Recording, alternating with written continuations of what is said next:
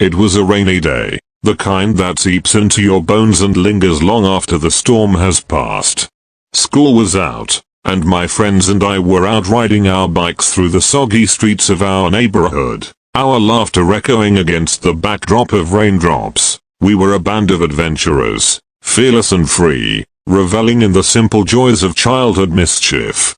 Our coats were soaked through, our cheeks flushed with exhilaration as we pedaled through puddles and raced against the rhythm of the rain. But then, our escapades led us to a house that stood out like a dark specter against the grey backdrop of the storm, a house that bore an uncanny resemblance to the iconic home of the Simpsons. As we stood before that ominous abode, an idea took hold of us, a mischievous impulse born of youthful bravado. We reached into our pockets and retrieved our makeshift arsenal, eggs, stolen from our own kitchens in a fit of rebellious defiance. With a shared glance and a silent nod, we unleashed our barrage of eggs upon the unsuspecting houses lining the street, our laughter mingling with the patter of rain as we reveled in our juvenile rebellion. But our laughter soon turned to horror as we approached the house that bore the eerie resemblance to The Simpsons. As I raised an egg in hand, preparing to strike, the air was pierced by the sound of blood-curdling screams from within, as a big yellow figure stood over what looked to be the screaming person holding a blade. I froze, the egg slipping from my grasp as fear clenched my heart in its icy grip. Without a second thought, I turned and ran, the echoes of my friends' frantic footsteps fading into the distance as I fled for the safety of home. When I arrived home, the warmth and familiarity of my surroundings offered little solace as I discovered my parents were inexplicably absent.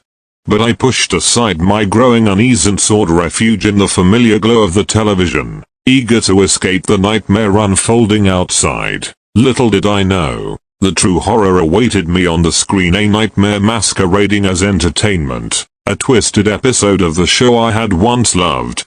Homer, once a bumbling buffoon, became a grotesque caricature of himself, a monstrous figure consumed by madness and fueled by unspeakable rage as he grabbed a knife from the kitchen and murdered Marge in front of my eyes.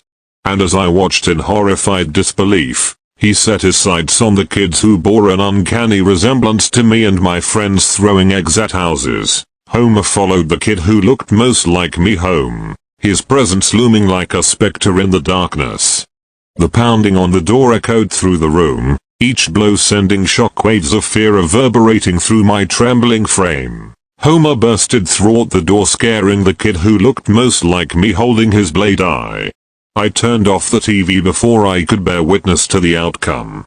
But I then heard bangs on my door. I ran to my room, still seeing the shadows of yellow figures standing by my door. And the echoes of that day continue to haunt me, a reminder of the darkness that lurks just beneath the surface of The Simpsons.